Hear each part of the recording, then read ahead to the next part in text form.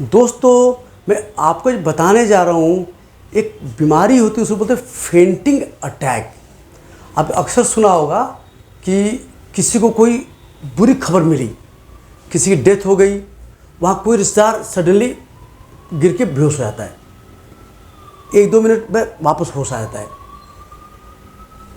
कभी कभी आप मार्केट गए, बहुत गर्मी लगी या कुछ बहुत भीड़ लगी, सडनली आप कोई वहाँ धड़ से गिर जाता है।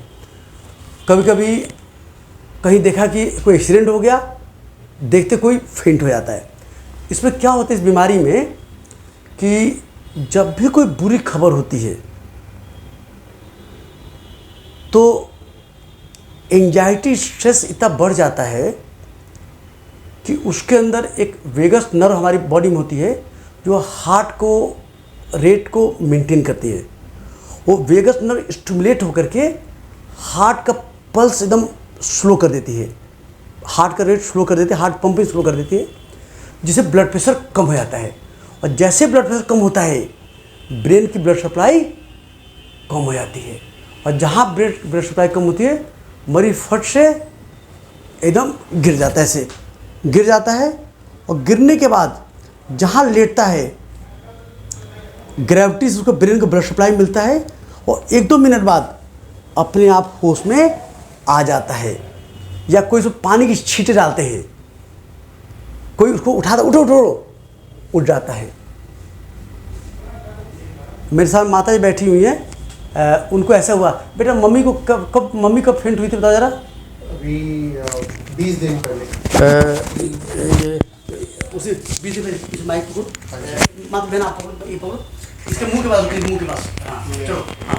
अभी 20 दिन पहले ही कोई ऐसी बैड न्यूज़ आई थी, मतलब कोई एक्सपायर हो गया था। कौन एक्सपायर हो गया था? मेरी मदर के अंकल।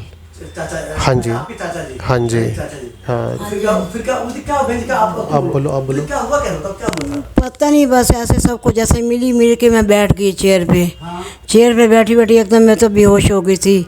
हाँ। पर देखा साथ वाले सब सिस्टर वगैरह बैठे, उन्होंने सोचा ये सो रही है। करते करते सबने देखा कि आधा घंटा हो गया, ये तो उठ ही नहीं रही है। फिर उसके बाद उन्होंने देखा तो उठा नहीं। फिर डॉक्टर को बुलाया गया था, डॉक्टर आया, पानी के छट्टे लगाए, डॉक्टर ने इंजेक्शन दिया। तो उसके बाद 5-10 मिनट बाद फिर तब जाके हो। इसके पहले मम्मी को बेहोश, इसके पहले कभी बेहोश? इससे पहले घर में हो गई थी, ऐसी नॉर्मल बात चल रही थी। तो ये हो गए 2-3 महीने पहले। क्या होता सुने? उस समय ऐसी बात चल रही थी तो मतलब थोड़ा गुस्सा आ गया था, मतलब हाँ। तो वो बात करते करते फिर एकदम फेंट हो गई थी और गिर गई थी, जैसे अभी। अंदर शरीर में क्या होता है पता नहीं, मेरे को खुद को महसूस नहीं होता कि क्या हो रहा है। एकदम वीकनेस महसूस होती है, अपने आप पड़ी बैठी बैठी से वो कर देती हूँ, बैठे बैठे गिर जाती हूँ।